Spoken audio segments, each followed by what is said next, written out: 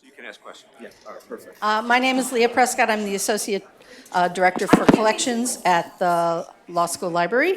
And I want to welcome you to the Harvard Law School Library book talk for The Problem of 12, When a Few Financial Institutions Control Everything by John Coates. You can get a copy of the book from the Harvard Coop or check it out from the Law School Library. We'd like to thank the Dean's Office for their generous support of the Faculty Book Talk series, as well as Rachel Parker, Caroline Walters, Deanna Barmakian, Lisa Rydeen, Debbie Ginsberg, and Maya Bergamasco for their assistance. Before we get started, please take this time to silence your cell phones and other devices that make noise, and thank you for that. If you have registered for a lunch, please pick it up at the table in the back, the food table. If you have not reserved a lunch, please wait until the end of the book talk to queue for whatever lunches may be left. We're joined today by author John Coates and panelists Sean Cole and Guy-Uriel Charles. John Coates is the John F. Cogan Jr. Professor of Law and Economics, Deputy Dean, and Research Director of the Center on the Legal Profession at Harvard Law School. At HLS and at Harvard Business School, he teaches corporate governance, mergers and acquisitions, finance, and related topics. Sean Cole is the John G. McClain Professor of Business Administration in the Finance Unit at Harvard Business School, where he teaches and conducts research on financial services, social enterprise, and impact investing. Much of his research examines corporate and household finance in emerging markets and with a focus on insurance, credit, and savings. Guy-Uriel Charles is the Charles J. Ogletree Jr. Professor of Law at Harvard Law School, where he also directs the Charles Hamilton Institute for Race and Justice. He writes about how law mediates political power and how law addresses racial subordination. He teaches courses on civil procedure, election law, constitutional law, race and the law, and many other legal topics. So now we'll pass it over to the speakers for their discussion, and after that, we'll have some time for audience Q&A. Great.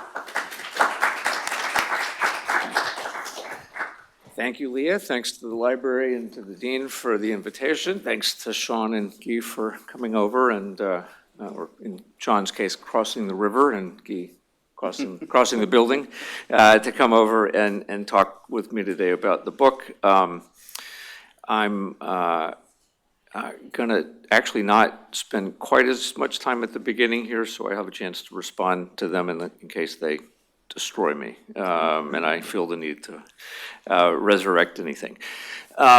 So the focus of the book is, let me tell a story. I was at the business school in the finance unit with Sean 6-7 years ago, and coming out of that, the business school asked me and Suraj Srinivasan, who's a professor over there, to do a little primer on corporate governance, the kind of stuff that you'll learn about in corporate law if you haven't had it yet over here, to kind of make sure the MBAs were all on a level playing field.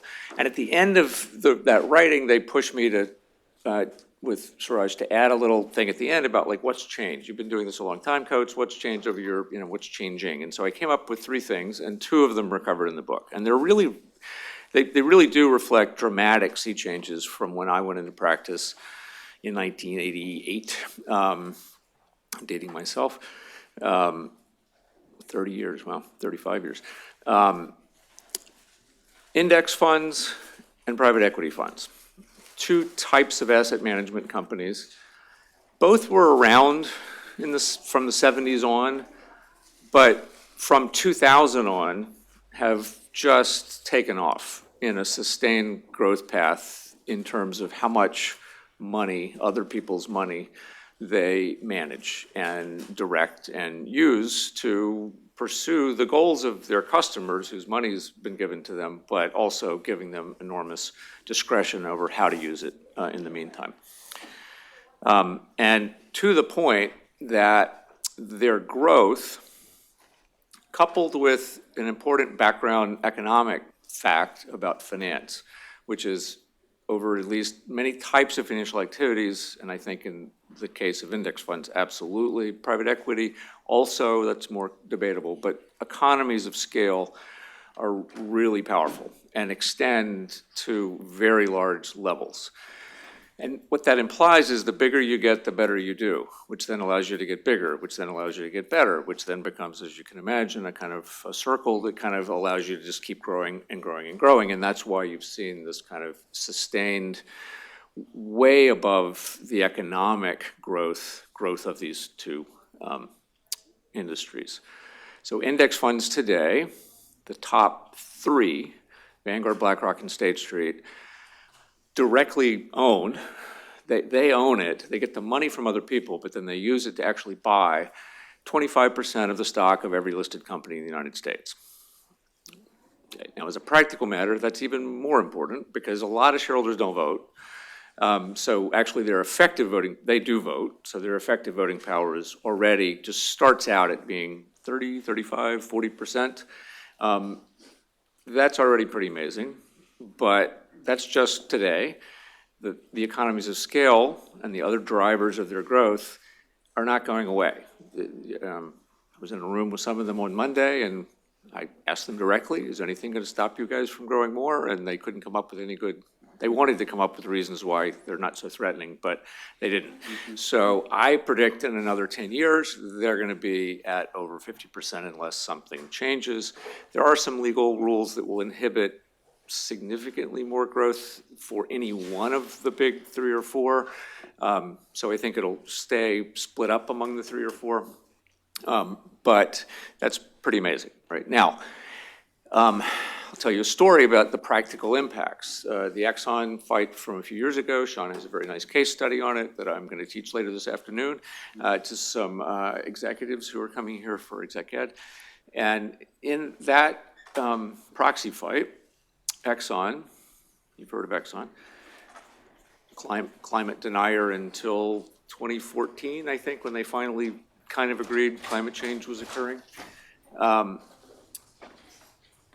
Proxy activists put up for election 4 candidates for their board, including 2 people that were largely associated with sustainability, not something Exxon was known for. The Exxon board, not surprisingly, strongly resisted, and because of the index funds, they were elected. 3 of the 4 were elected. That almost certainly came as a shock to Exxon. It's not a good look to lose a proxy fight. It's pretty rare for proxy fights to be lost, and when they're looking like they're going to lose, most boards will find some way to negotiate a settlement in advance of the loss. So that all tells you that Exxon was holding on even towards the end to the idea that maybe they could flip one of the index funds back, but they didn't. All right, and you know, I can't prove causation. We were talking about this a little bit before, but Exxon's behavior observably and things they've said since then has changed. They've become, they're still selling lots of oil, don't get me wrong, and they're still doing lots of exploration, and they're not exactly Greenpeace, but they have started announcing fairly major investments in things that would help offset carbon emissions from the oil and gas industry, something that they had not been doing before that. All right, so that's sort of the poster child for their observable influence. Say one more word about their unobservable influence, because that is a relatively unusual moment for the index funds to do that in an open way. More important is they also determine the outcome of votes on mergers, on CEO pay, on a whole array of shareholder proposals, many of which companies and boards resist. And that form of influence, coupled with the possibility of another thing, like the Exxon fight, means that when I talk to board members and CEOs, they now kind of informally report they spend, you know, of their brain, they spend as much brain power thinking about what the big 4 index funds think than they do what stock analysts think about their stock, which is kind of an amazing fact because the stock analysts directly contribute to the price of their shares and the cost of capital and payoffs for their options and all kinds of ways in which they have powerful incentives to really care about them. But their governance overseers in the index fund world are increasingly important. All right, so that's problem number 1. Problem number 2 is private equity. Private equity, I can talk more in Q&A if people are interested in the details of this, but just take it that it's an entire industry devoted to disclosing nothing. They have lobbied and designed their structures in a way to avoid triggering public disclosure for what they do. So unlike index funds, which are out in the open and doing all this with disclosure, they're doing this without. How do they do that? Well, they buy whole companies. They don't buy just small shares on the stock exchange of companies. They just take over whole companies. And then because the ownership of that company then is formally and legally shrunk to one owner, a fund, for SEC purposes, we kind of imagine it's just owned by an individual, and therefore there's no disclosure because we don't do that. We only require disclosure for dispersed ownership. Now, what's a little misleading about that overall framework is that the money that PE manages is mostly raised from millions of dispersed people through another set of funds like pension funds, sovereign wealth funds, and the like. So they've kind of carefully designed their fundraising structure to formally only have one owner, but in fact raise money from the public broadly. And so one of the greatest things that you have to give them credit for is inventing the phrase private equity, which is deeply misleading as a phrase, because they're really another form of public capital formation and management, but through a different channel. Now, what about them? As with Index, they've grown way faster than the economy. They now control, and they will argue with me about this, so I'm going to be a little fuzzy. But if you just take their reported assets under management in buyout funds, which is a part of what PE does, and divide it by the total corporate equity that the Federal Reserve reports, it's about 15 to 20%. So you can think, roughly speaking, somewhere between 10 and 20% of the entire economy is now overseen by private equity. And that's consistent with their own trade group bragging that they employ 1 out of every 11, now 1 out of every 10 employees in the U.S. workforce. They like to brag about that, but then they also will tend to minimize their size in other ways. Their PR is great. They're totally in the dark. And they're also growing concentrated. So the biggest have been growing faster than the industry as a whole. I think it's pretty predictable that in the current interest rate environment, where it's going to be a little harder for PE to work because they typically borrow money, and interest rates being very high, they're going to have to borrow at a higher cost to do what they do. The big guys are going to get bigger relative to the overall industry because the smaller players in PE are not going to have as good access to capital in the next 3 to 5 years that the big players will. Partly because, and I want to shine a light particularly on this piece of PE, as PE has grown, they've also begun diversifying the kinds of funds they run. It used to be they would buy a company, run it, and then sell it back to the stock market. Now they buy a company and sell it either to another PE fund run by a different complex, or another fund that they oversee, or structure some other type of continuation. Now, conflict of interest, anyone? You can think about the sale from one pocket to another pocket, classic problem. And even more amazingly, they've also diversified into credit, private credit, taking the place of what banks used to do. And they will now often fund their own buyouts with their own equity funds. So they're also providing debt financing to themselves, in effect. So all kinds of conflicts within the private equity complexes, most of which are never fully disclosed in any meaningful sense to the public. Now, they will say, and it's true, that there's a layer of institutions that they have to deal with, the pension funds, sovereign wealth funds, and so on, that they raise money from. And in theory, they're big, sophisticated investors, and they can protect the interests of their end beneficiaries. So why do we need to worry about the PE industry? Well, I worry about them for 2 reasons. One is I don't really actually, and I've said this recently to the head of the major pension group organization, and I had to blush when I was saying it because I insulted her. I said, I don't really think your members are that smart. I think the people who run pension funds are smart people, don't get me wrong, but compared to the PE guys that I know, you put the 2 of them in a room and I know who I'm going to bet on as to which way that negotiation plays out over time. I've also done some work with PE funds where I've looked hard at the contracts that they've worked out with their own investors, and there are just gigantic loopholes all over the place that do not that do not in any meaningful way protect against the harms of conflicts of interest. So Now, they have reputational reasons for not being truly overreaching much of the time, and they're cautious about, just as index funds are, about the way they use their control, but they're a very powerful and growing force. And at the end of the day, I just don't think, as a political matter, it's an equilibrium for more or less 12 institutions, I'm sort of thinking 4 index funds and 8-ish private equity funds, they're not quite as concentrated, controlling half to 2/3 of the entire American economy. You just say it like that, and it should trigger thoughts about separation of power and concentration and so on. And I have some history in the book to show how in the past that has not been an outcome. So the bottom line is, what do we do about it? I don't have a solution. That's why the book's title is The Problem. If I had a solution, it would be a different title. Instead, I have some steps. So in both cases, I believe in disclosure. I think both industries could do more to disclose what they do, which I think would lower the stakes for them of the potential political backlash against their power and might help mitigate some of the potential harms that flow from the size that they're getting. I don't know it's the last thing to think about, but I do think as a first step, that's what I would recommend rather than some of the other remedies. So with that, I'm going to subside and save myself a little time and turn it over to Sean. Super. Thank you. It's a pleasure to be here. I come to this side of the river and to share the stage with John, who's absolutely great. So, 2 disclosures. I have done work for BlackRock as an advisor, funnily enough, of one of their actively managed funds, not the index fund.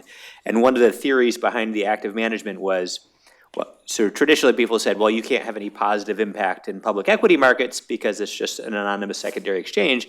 And then they say, no, well, engagement is one way that we can help get companies to do the right thing. So I've done some work with that, and I've done some small advisory work for TPG Rise on their impact investing fund. So if you like disclosure, we'll start with that. It would have been cute to come up here and say, here are the 12 problems with this book, but there aren't. It's a great book. I encourage everybody to buy it and read it. It's super accessible, even if you don't know a lot about securities law. It's very up to date, and so at some level, it's difficult to discuss.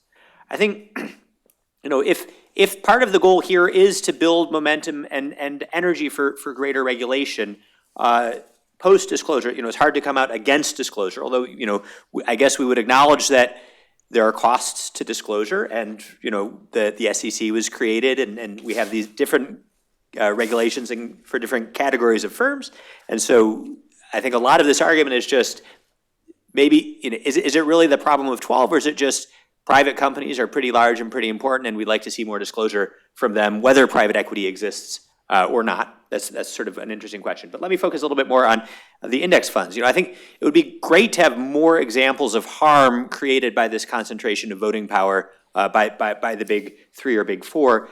If you look back 20 years ago, 30 years ago, economists were pulling their hair out because shareholders were widely dispersed.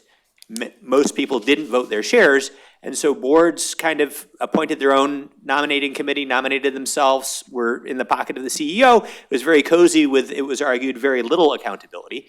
And now we have a world where at least 25 to 30% and there's a free riding problem, right? If you only own $15,000 worth of Exxon, it might not be worth your time to really get invested in understanding who's right on this debate about whether the Permian Basin should be further exploited. But if you own $15 billion worth of Exxon, then yeah, that's a really important question, and you can put an analyst on that and try to solve the problem. So there are arguably some benefits to more concentrated ownership serving this fiduciary duty, and so I think the argument against indexing should, I would like to see more arguments about why we should be concerned about this. I think some of my students even make an intriguing argument for social welfare, to say that if you're an individual holder of Exxon, you might just say, burn as much oil as we can, who cares about methane flaring, it's generating cash flow for me now.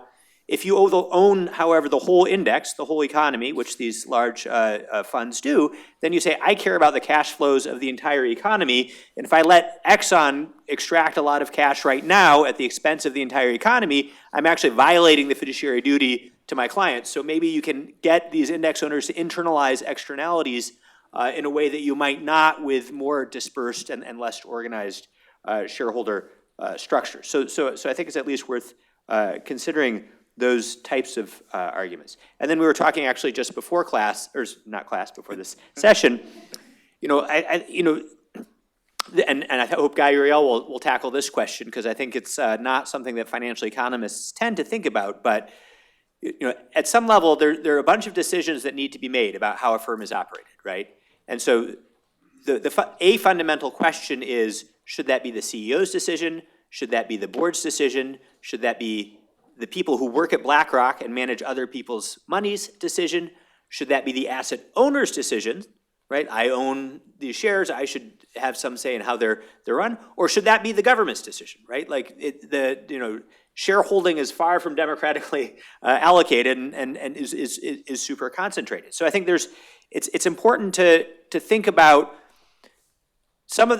my sense is that some of this activity and discussion stems from disappointment with public policy, right? So it could be argued that some of the energy behind getting the SEC to push for more carbon regulation is driven as much or more by dissatisfaction with the Senate's ability to tackle climate change as a super compelling belief that carbon emissions is fundamental to the financial performance of every firm right now. So I think it's useful sort of figuring out when and where we want these different types of decisions made and by whom. And so that would be one fruitful direction for the book to go in. And, I'm sympathetic to many different arguments, right? So there's an argument, if I own a sporting goods store in Maine, I might decide not to sell high-capacity magazines to teenagers when they come in searching for weapons.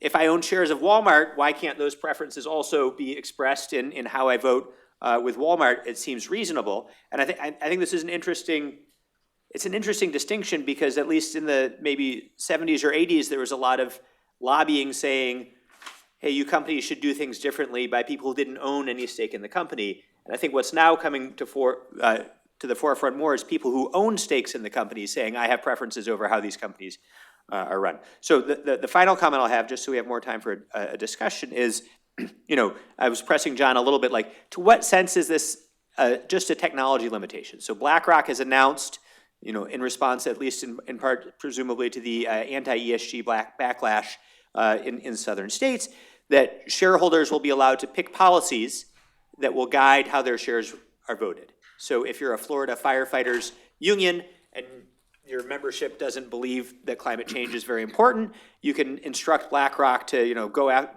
hold lots of fossil fuels, et cetera, et cetera. So if we could get a seamless technology system whereby shareholders have the option to express their preference on every shareholder vote that came in front of shareholders, or they could select a policy leader or their favorite TikToker, delegate their choice to sort of any number of set of people, maybe that would be the best of both worlds. Because, I know in the olden days, you'd get tons of thick envelopes with 30 pages of reading and a ballot that you'd have to fill out and mail back. Nobody would do it, right? So tech firms and Vanguard could come up with a user interface and a policy system that is manageable, but by all sides, and at least allow people who want to vote their shares to vote their shares. That would then also decouple the political power of proxy voting from the size of the assets under management, and maybe that's a solution if you said you're looking for solutions. Wonderful. Great to be here and to talk about this book. And obviously one of the things that you might ask is, well, one of these people don't look like the others. And I don't mean it in the way that you all are thinking. I mean it in the, thank you, John. I mean it from an intellectual perspective, but let me go at it this way. So if I were czar of Harvard, I would assign this book as the book of the year for everybody to read. And so here's the reason why. I don't think if one can think about the questions of structural inequality in this day and age in any way without accounting for what's going on in the private side, right? It is impossible to do so. That is, fundamentally, people who care about public law on the public law side care about the concentration of power and an inherent distrust of the concentration of power, no matter where it is concentrated, right? Whether it's concentrated in the religious sector and the governmental sector and the private sector, et cetera. So John talked about the fact that these entities control a large percentage of our economy. And the book, he didn't just do that, right? So you have the concentration of power in the economic context, right? And that is inherently itself problematic in terms of the why we should be distrustful of that just on thinking how a small set of entities and institutions control a large aspect of something that we all care about. Okay, that in itself is alarming. But in the book, he also talks about the effect that that has on the public side, right? So not just what's happening on the economy, but what is happening on the government.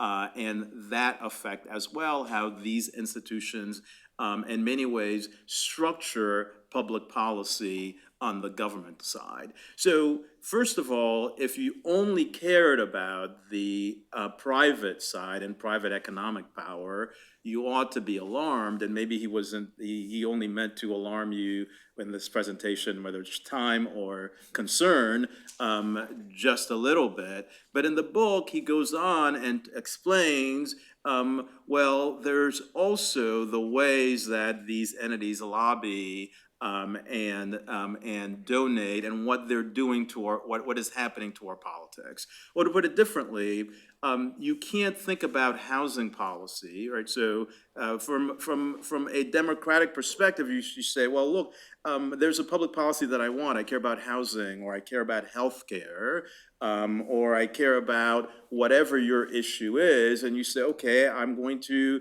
repair to my government and say, this is what I actually want.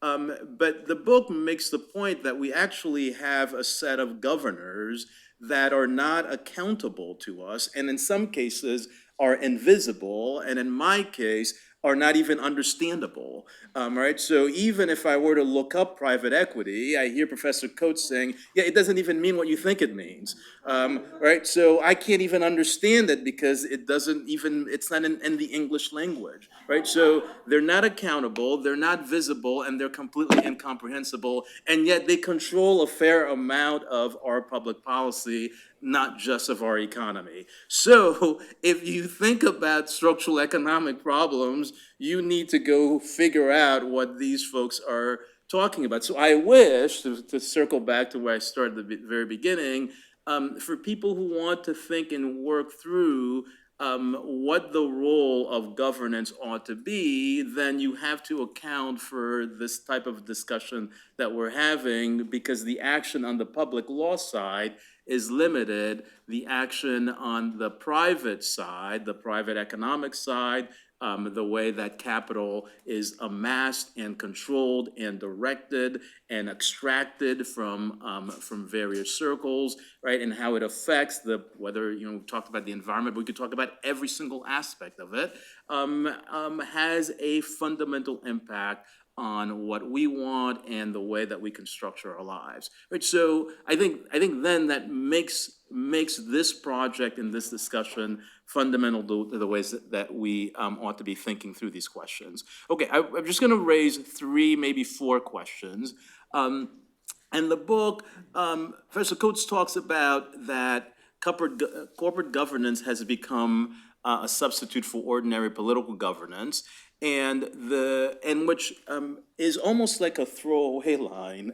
You write that sentence, and obviously it's a big part of what your project is.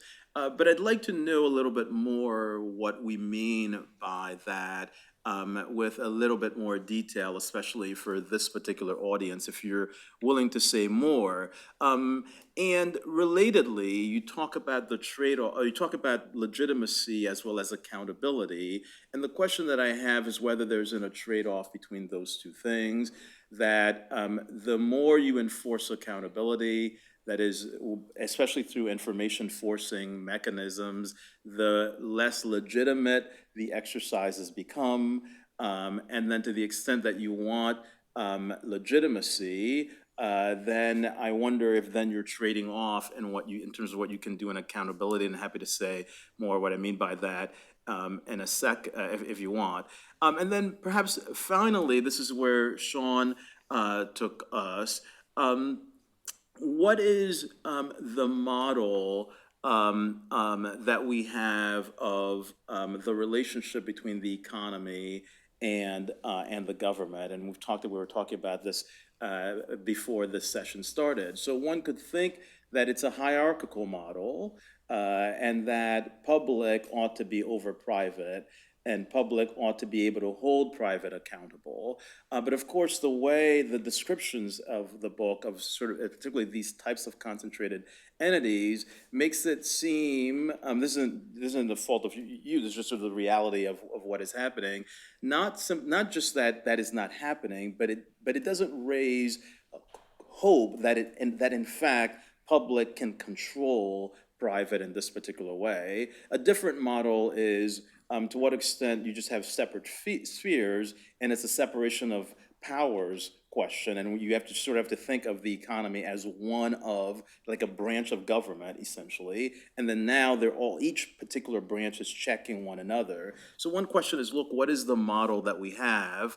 And to what extent does that model point to particular sets of solutions? And then lastly, given the hegemonic manner in which these private institutions, index fund, private equity, seems to have both a role in the economy, public as well as private, maybe a solution instead of information forcing solutions, you might think of counter-hegemonic solutions. So one of the things that you talked about in the book was, look, part of the reason why corporate power has grown is because of a number of different things, like labor, right, and the way that has been diminished in the last 40 or 50 years. So perhaps a structural solution is to reinforce the type of institutions that might serve as a counter-hegemonic hedge, maybe civil society, right? What aspects of civil society can we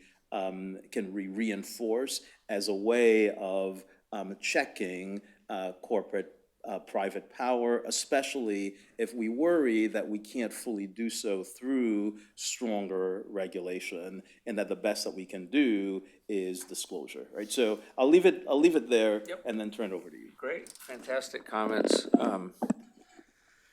Way more there than I can possibly do justice to, but very well taken.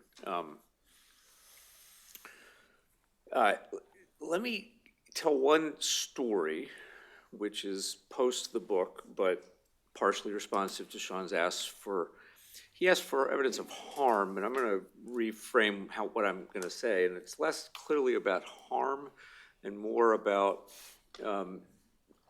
location of influence and power and decision-making, which is in spaces and applied to questions which are inherently judgmental.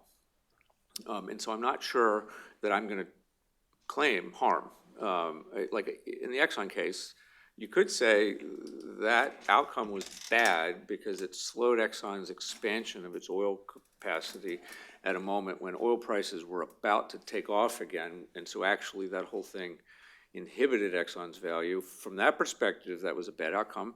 On the other hand, if it pushed them towards a more sustainable long-term ability to generate wealth for their shareholders, consistent with not destroying the planet, which I assume the shareholders also want, not to destroy the planet. You know, that cartoon, they all sit around a fire and everything's just, for a while there, we had a lot of shareholder wealth created before we destroyed the planet. I assume those two things long run align. And so, but I allude to that because, what's harmful? I don't know. These are really difficult questions, and I don't know that I can pin down harm. What I can tell you is that was an exercise of power. Here's another one. Starbucks is going through some labor struggles, as many of you may be aware. There's a boycott on, by the way. There's very good other coffee shops around, by the way. Not that I'm promoting boycott, but I'll just note that in passing. And it tends to be better coffee anyway if you can find the right coffee shops. Anyway, Starbucks had a shareholder proposal this spring, and the proposal said, the shareholders, would like the board to go hire an independent party to come in and do an assessment of whether you're adhering to labor law. Because the claim of the labor advocates was that they were not, and Starbucks disagrees, not surprisingly.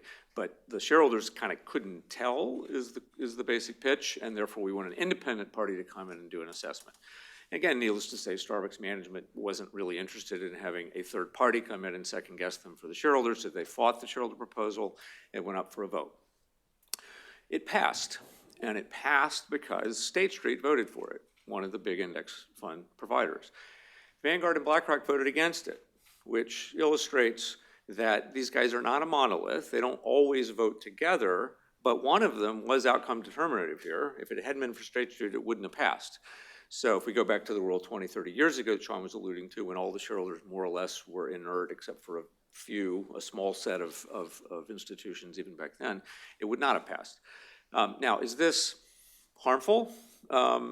It's kind of a minor blip in the overall running of the entire American labor movement, but on the other hand, it's one of many labor struggles going on right now. Is it going to dramatically change Starbucks' approach? Probably not, but will it change it? Yes, it will. I think it'll predictably have some impact on how Starbucks manages. So that's another illustration. It's like a down in the weeds, but it connects to Guy's broader point. Why do I think these institutions are playing the role they do? Well, the labor movement has stalled. If you were to imagine the same people who put their money into this shareholder proposal fight trying to get the law changed in Washington, which they've been doing for every going back to Carter, high point of efforts is under Jimmy Carter, and it failed, and they've never quite gotten that close again to labor reform. It's failed and failed and failed and failed and failed. Here, okay, it's only Starbucks, it's only a report, it's only gonna nudge them, but it's better than nothing. And so this is the throwaway line. That throwaway line in part is because every year I work with students, and every year over the past 30 years, I've gotten more questions about corporate governance, and more and more and more from people who clearly are not really interested in, I'll pick some obscure topic from corporate law. All the nuances of what is near and dear to my heart, which I teach. It's not really why they're asking me these questions. It's because they want to affect change in the world, and this has become, to them, increasingly a felt meaningful. And I must say, when I first got here, Duncan Kennedy, I went out to lunch and he was making fun of them, they're never going to do anything. And that was honestly my resting foot back then too. That shareholder governance as a vehicle for social change seemed pretty weak, and it was 25 years ago. Today, it's much less weak. So one more riff on their influence. Not only did BlackRock have the effect it had on Exxon, which has generated the backlash, but it's had a broader effect. Now, this is harder to pin down in a clear causal way because it's a little diffuse. But the SEC, as was alluded, has proposed and will adopt in some way disclosure rules about climate. That I'm fairly sure would not have happened if it had not been for BlackRock. If Larry Fink, the head of this gigantic financial institution, had not put his name against in repeated letters the idea that climate risk is financial risk, and that good investing requires attention to it, and in order to pay attention to it, we need more information as investors, I'm fairly sure that this would not have gotten to the point it's going to get at. Now, to be clear, our legal system and our political system are incredibly fractured, so even after the SEC passes this rule, it may not stick because there'll be a lawsuit brought in the Fifth Circuit, and they'll judge shop, and then they'll maybe find a judge who'll strike it down under some made-up part of the Constitution that nobody had heard of until the six guys got on our current Supreme Court. I'm being a little cynical and overstated, but there's some truth to what I'm saying. So the resting point here, interestingly, then, is not actually the SEC outcome, which is the public. It's actually that BlackRock separately has been demanding information directly from companies, which they mostly provide already, which makes the SEC fight even more quixotic. 60 to 70% of the Fortune 500 already provide what the SEC is proposing to require. Why do they do that? because among others, the big index funds have asked for it. So this is what I mean by power. Now, is that harmful? The oil and gas industry would say, yes, that's all harmful. I tend to think this is all probably pretty good, but I also know that this much power in this small number of hands is itself an intrinsic risk for democracy. So anyway, I'll stop with all. Oh, actually, one last little bit for you. This one I love because it's so weird. The pass-through idea that BlackRock is going to lean. All right, so they've got some policies that they've picked that are mostly written by another institution called ISS, which, by the way, boards of America hate even more than they hate the index funds. And so it's a little weird that by attacking index funds, the oil and gas industry is pushing power to ISS, but that's kind of what's happening. One of those policies was written by the Catholic bishops of America, in North America. Not the words, but by ISS based on the Catholic bishops' approach to sustainable investment, which they then, because the Catholic Church is a massive owner of capital, by the way, if you didn't know that. And so I got interested, like, well, look, that's it. Maybe there's stuff in there about, a whole range of religious issues. Really not. Like, you could read this thing and not know it was written by Catholic bishops. It reads a lot like what would be written by Greenpeace. To me, on most issues. It's not. And then, and final point, it reserves to BlackRock, ultimately, discretion over all of the most important votes, like mergers, CEO pay, and proxy fights. It only speaks to particular issues that have achieved a certain kind of social salience where the Catholic bishops and Greenpeace are aligned, basically, and labor movements. So I'm done there. Can I ask you Q&A? both Yeah, or just a actually, quick- you guys just jump one back. quick Yeah. question. Yeah. On something that you mentioned, Sean, I wanted to get your take on it, John. So if I understand correctly, one of the points you made was to what extent, if particular, I think this was in the context of index funds, if they have the whole economy, like that is, if they have a whole series of, right, that they might then think about the long-term questions. And one question that I had is, what evidence do we have of the ability to trade off short-term gains as against long-term gains, right? That is, right, because it's presumably what they'll have to consider is, okay, we have these long-term gains, we can't kill the economy, but on the other hand, we're trying to make money right now.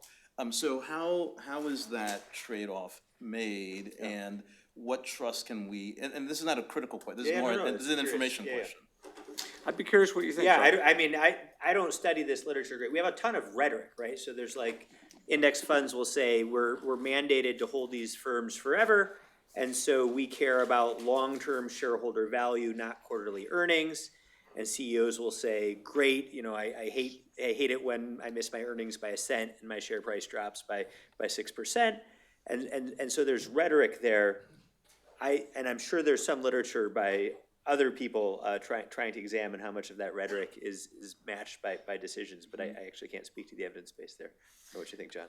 I think your resting place is basically right. It's really hard to test. The Exxon fight arguably is an example because Exxon's pre-fight management was, probably correctly saying that we need to expand production more to make more cash in the short to medium term.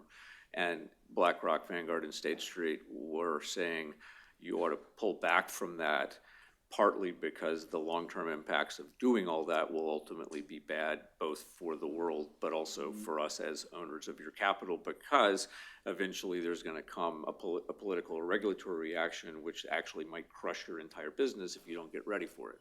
So, that I think is arguably an example, but I will tell you the jury's still out on whether that vote was trading those things off in the right way. But can I push you a little bit, John, on the, in a counterfactual world without index funds? Yep. We just have entrenched boards and CEOs making decisions. Is that preferable to you because you're so concerned about this problem of 12 that you think they're fundamental threats to democracy? Or might it be the case that the improved corporate governance and firm performance we get is maybe worth the trade-off? Yeah, so narrowly framed around a given company, I actually think they probably do represent an improvement over fully dispersed ownership where rationally no one is paying attention, which is one version of the alternative. But I also don't think it's either a long-run good thing for the funds. And let me just say, by the way, I love Vanguard. This is where I first put my money. It's where I tell all of my family members to at least consider, although State Street currently is beating them on price slightly. So at least think about one of the big index funds. LeBron James famously asked Warren Buffett, where should I put my money? And Warren Buffett said an index fund, and he did.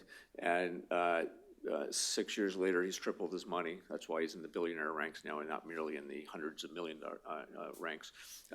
So they're great things for investors, particularly middle-class investors, because you cannot find a better way to invest long-term diversification, low cost, than an index fund. So I am not an enemy of the industry, and that's part of why I wrote the book. Like, I worry that the fear of the power will, in the end, lead to bad policy responses that will make what they do impossible or at least much more expensive. So that's why I'm saying it's a problem. Right? We're trying to figure out how to allow what they do well to be done, but also not have, as Charlie Munger put it, Larry Fink as emperor of the universe, which, by the way, he said that I didn't know this until recently, after BlackRock had voted against some of Munger's fellow directors at one company. So there was a little of a personal element in there. So I hate to interrupt because I Yeah, think this is great questions, let's discussion. do it, Yeah, yep. we are going to transition to audience questions. So we have obviously, thank you all for coming. We also have some Zoom attendees joining us virtually, tuning in. So we will be transitioning back and forth between our in-person guests and our Zoom guests. If you have a question, please raise your hand. And some of my colleagues will be around with mics to answer your question. Please make sure you speak directly into the mic very clearly so that the virtual folks can hear you as well. So I think we have our first question on Zoom. Thank you. So we have someone who has a pretty complex question, and they say, taking the ownership and concentration as well as the free riding problems into account, how do we close the gap in power, agency, voice for the individual shareholders and individuals who cannot even access the public markets? Federal regulations, quote unquote, protect retail investors, but also prevent those investors from generating market wealth. And they add, I'm speaking in part about the impediments to making investment connections in the private markets for individual investors, the finder versus broker issue, and other regulatory obstacles to wealth building unless you want to build wealth through the public markets. So I don't think there's a way to do that through private investing. I think the fantasy is that we remove regulation and then people will somehow, without fraud, be able to invest for the long run and somehow accumulate wealth. And I think that's a fantasy which has been disproven over and over again. I think if you're interested in allowing the bottom half of the wealth distribution of this country to accumulate wealth more, I don't think it's by saying to them, take the very, very minor amount of money that you're able to save after paying rent and food and so on, and then speculate, say, on crypto. That's crazy. Instead, you need to think about tax reform, you need to think about housing reform, you need to think about other ways in which, significant redistribution can occur. And then maybe on the margin, we might fight a little bit about entrepreneurial capital raising. I'm open to the idea that small companies might need some relief from particular rules, but actually there's been a lot of that over the last 30 years, and it's really kind of hard to find a disclosure requirement that gets in the way of a good idea raising capital. I know that from being at the SEC during 2021 when we had the world's largest spike in IPOs, new public companies, some of which had only been created less than a year earlier. So I'm a little doubtful about the premise of the question. Armin. Hi. So a question I had, and it may kind of sound a little bit ridiculous, but if we worry about the influence that these large index funds have, putting Vanguard and Fidelity aside because they're private companies, but if we take a look at, for instance, BlackRock, or we take a look at Apollo, Blackstone, and so on and so forth, they are all public companies themselves, right? And then they are also then held by the other index funds. But is there a world where if we are so worried about that, that the government can come and essentially, for instance, buy a majority shareholder of them and then influence their decisions as to how they go about. I mean, like we had like TARP, we bailed out a lot of companies before. We've done it because of financial distress and not for control and power. But is there a world where that could happen as well to solve this issue? So this is certainly something that people have proposed. I've been critiqued already in a couple of reviews for not being sufficiently socialist. I'm not a socialist. I don't think it's a good idea to have government officials actually running businesses in a day-to-day sense, except in sectors where the market simply can't support private activity. I do think, alluding to the prior question, there's an important role to regulate capitalism in very specific ways to make it more likely to produce socially beneficial outcomes. This is part of what the book's about. Like, how do we think about changing the regulatory structure to respond to private concentration of wealth, which has just kind of happened accidentally, frankly. And the index fund industry never set out to take over the world. They set out to compete with the actively managed funds, and they barely succeeded for the first 20 years. And now they've kind of become like wildly more successful than they ever thought they were. And frankly, they'd be happy to give back the votes if they thought that was a solution, but it's not. So to answer your question, I do think there are real problems with the way sectors of our economy are regulated. I think our political economy makes changing those rules hard. But just to be clear, like if you think it would be hard politically to get a modest change in, say, the regulation of nursing homes through, imagine the proposal that says we're now going to nationalize two major financial sectors. I just, it may be, if we do that, it would happen in the depths of a depression after, all legitimacy of the system had been lost, right? And I hope we don't go back there. That's actually part of the point of the book. Let's not go back there. Other questions?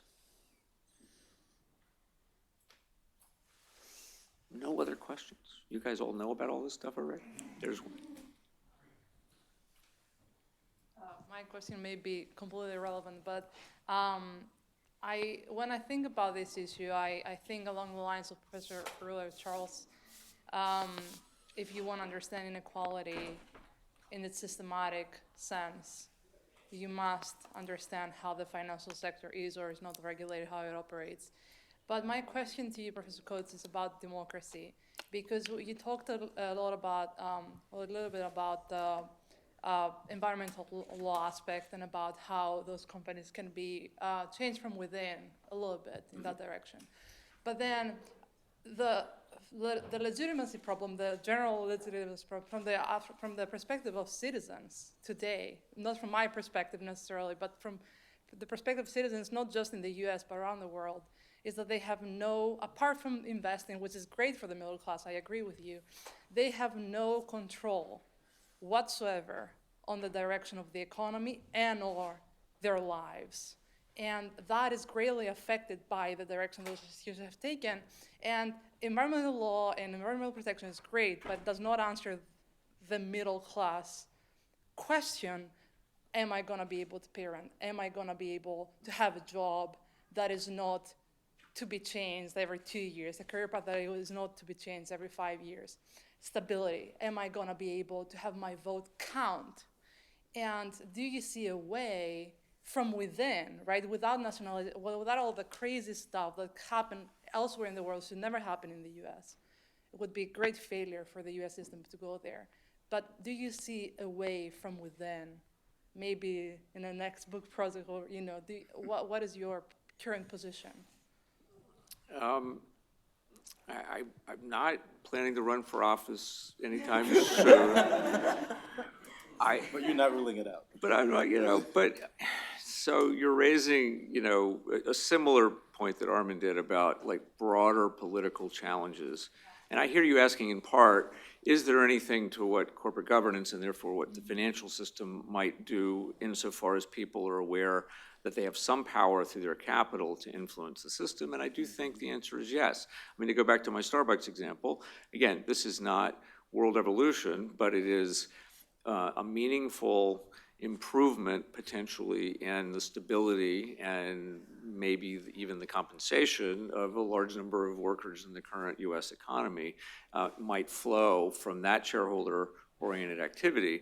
And for those of you who are less interested in the problematics of the index fund, just interested in like how to influence things, you convince one big index fund that a given idea for a shareholder proposal is correct. It's not that expensive, actually, to buy enough stock to get a proposal on the ballot of a U.S. publicly held company.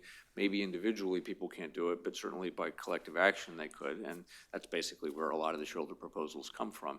And so that is a meaningful channel for some influence. Now,